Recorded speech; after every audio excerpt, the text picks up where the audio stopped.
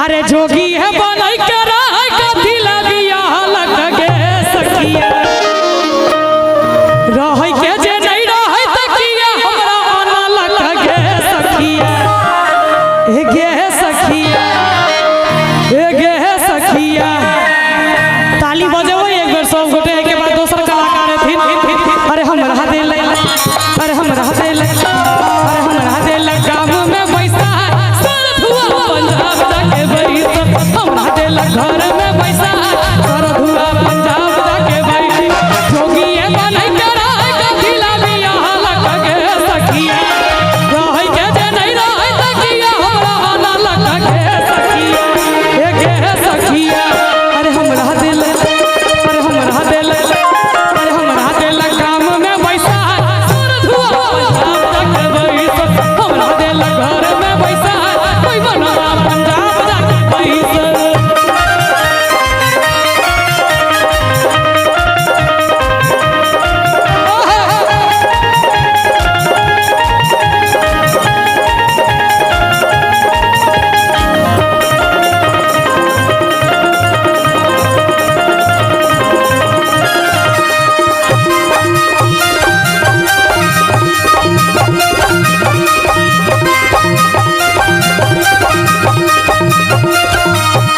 सकर बदन मोरा दर्द करई छे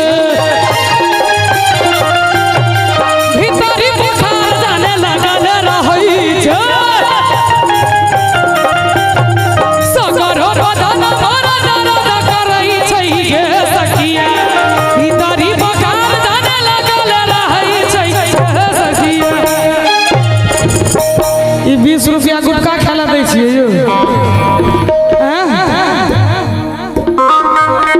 20 रुपया छै 20 लाख छै अरे सगर बदन मोर दर्द करई छै भीतरी बुखार जाने लगल रहई छै और पिया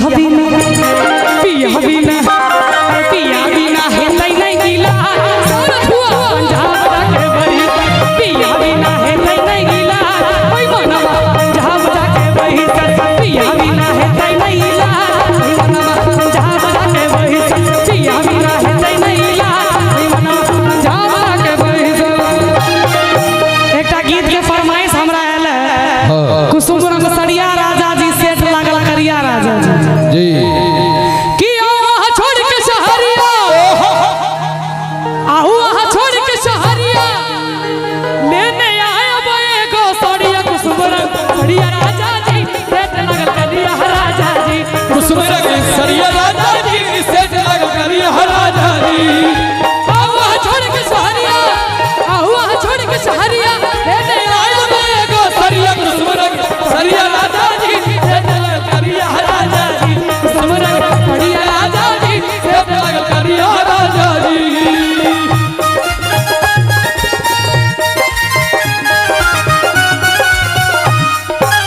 लाल लाल होठा से कर से लैया हो की रस चुएला ओ की रस चुएला जैसे अमावा के मदारा रस चुएला ओ की रस चुएला तोहरी तीरा छी नजरिया करे जा चुएला ओ करे जा चुएला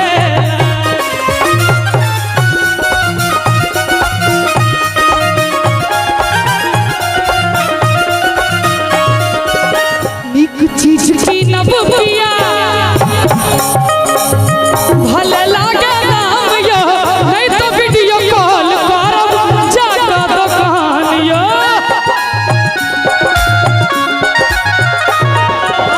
निक चीज की नब पिया भले लागे नाम यो नहीं तो वीडियो कॉल करब जाकर दुकान यो ई गीत के राधे भाई लिखने छथिन और अंत में कहै छथिन जे हर गीत में तू हमर बेइज्जती करै छै बेइज्जती करऽ वाला शब्द के ही लिख दै छथिन तो बेइज्जती हेबे करतै की अंत में लिखलखिन राधे पकड़ू रल करिया ई इज्जतदार गीत छै इज्जतदार गीत नहीं छै खिसिया का अहाँ के कनिया अहाँ के कहि रहल छै कि राधे पकड़ू रल करिया ई रात में कारी चश्मा के कहलक लगावल है यो मोतिया बेल के ऑपरेशन करा के आयल हेथिन राधे पकड़ू रेलगाड़िया। अच्छा अहाँ सबके विवाह तो नहीं भेला एखन? ठीक भ गेलै। कहिया है? क्या बीपीएससी वाला निकाल लिया हूँ परीक्षा की, एखन ज्यादा निकाल लके ओकर से बियाह ठीक भ रहल है। इनकर बियाह 35 नवंबर के इनकर बियाह छै। 35 नवंबर? वाह, नवका कैलेंडर बनले है जूली झा के द्वारा। आ हिनका से कियो जना बुझे को झगड़ा भेलन है ई बेचारा गम के मारल छै। हस्बैंड की राधे पकड़ू रेलगाड़िया। अच्छा आई के बाद हम एक लाइन हिनका लेल कहब। हस्बैंड ने हाउस बैंड छै हिनका लेल। आई के बाद एक लाइन हम हिनका लेल कहब। राधे पकड़ू रेलगाड़िया, खोल के राखब घर के केवाड़िया। राजा जी से लगल करिया राजा जी, सुमरन करिया राजा जी, से लगल करिया राजा जी, सुमरन करिया राजा जी, से लगल करिया राजा जी, सुमरन करिया राजा जी, सुमरन करिया राजा जी, सुमरन करिया राजा जी। अच्छा समा करिया राजा जी। चले चले कहा के एकटा गीत हम सुना दै छी कि हम छी करंट है यो हाथ एक्सीडेंट कने बैठ के रहू। वाह, गर्लफ्रेंड रखने छी? अरे बा आई के डेट में कौन छोरा कहत जे बिना गर्लफ्रेंड के छी? चाचा जी कि हम छी करंट है यो हाथ एक्सीडेंट कने बैठ के रहू। आहू बैठ के रहू। हस्बैंड कहलिए ना, हेयो हमर हस्बैंड कने बैठ के रहू, हेयो हमर हस्बैंड कने बैठ